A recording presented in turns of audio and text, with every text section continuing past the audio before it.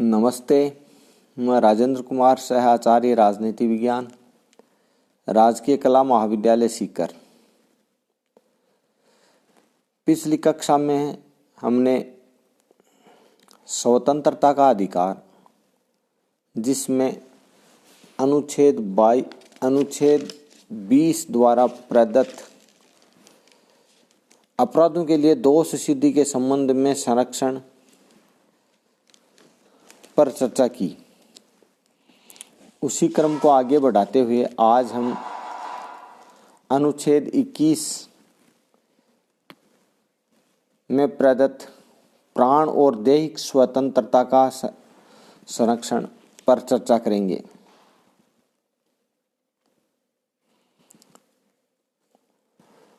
अनुच्छेद 21 यह उपनिषद करता है कि किसी व्यक्ति को उसके प्राण या दैहिक स्वाधीनता से विधि द्वारा स्थापित प्रक्रिया के अनुसार ही वंचित किया जाएगा, अन्यथा नहीं। इसका अर्थ यह है कि कार्यपालिका का कोई सदस्य किसी नागरिक की स्वतंत्रता में तभी हस्तक्षेप कर सकेगा जब वह अपनी कार्यवाही के समर्थन में विधि का कोई उपबंध दिखा सके, अर्थात जब राज्य या उसका कोई अभिकर्ता किसी व्यक्ति को उसकी दैहिक स्वतंत्रता से वंचित करता है तो इस कार्यवाही का औचित्य तभी हो सकता है जब उस कार्यवाही के समर्थन में कोई विधि हो और विधि द्वारा विहित प्रक्रिया का कठोरता से और श्रद्धापूर्वक पालन किया गया हो। अनुच्छेद 21 विधानमंडल की शक्तियों पर परिसीमा के रूप में नहीं है। यह व्यक्ति को कार्यपालिका के मनमाने या अवैध कार्य के विरुद्ध संरक्षण प्रदान करता है। उन्नीस सौ 50 में A.K. गोपालन बनाम मद्रास राज्य के वाद में निर्णय देते हुए उच्चतम न्यायालय ने विधि द्वारा स्थापित प्रक्रिया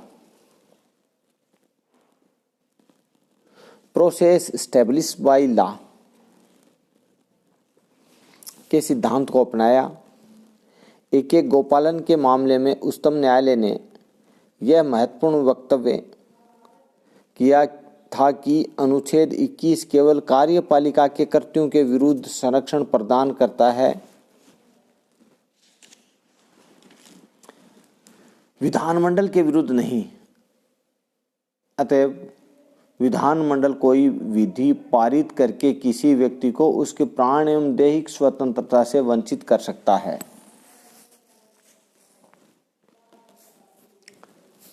इसके बाद मेनका गांधी बनाम भारत संघ मामले में न्यायालय ने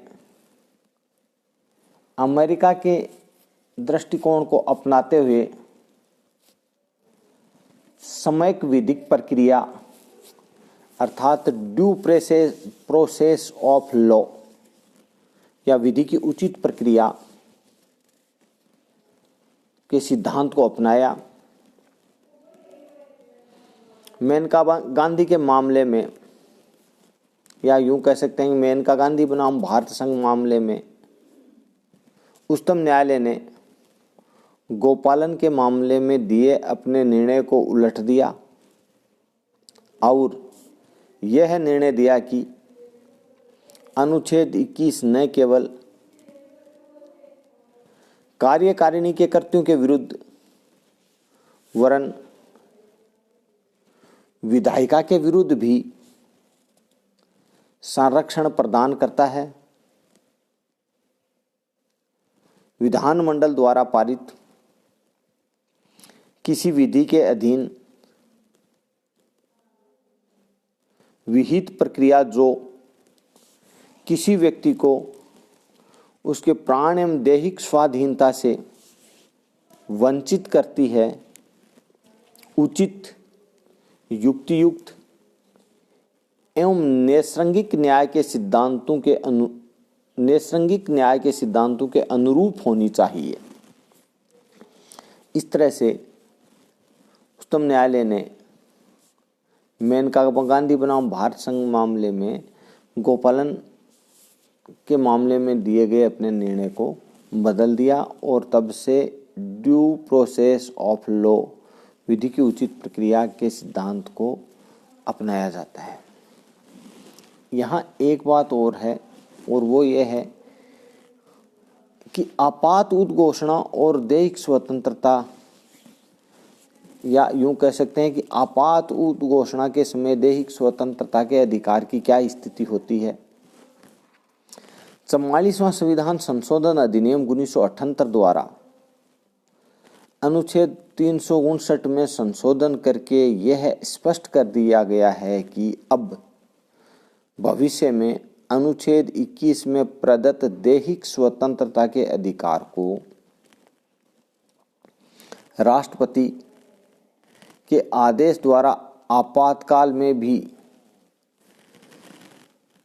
निलंबित नहीं किया जा सकता है।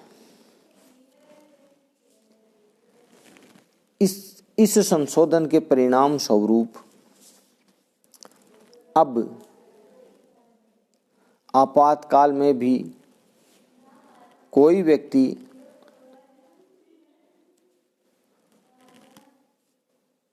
अपने अधिकारों की विधिमान्यता को न्यायालय में, या यूं कह सकते हैं कि विधिमान्यता को न्यायालयों में चुनौती दे सकता है।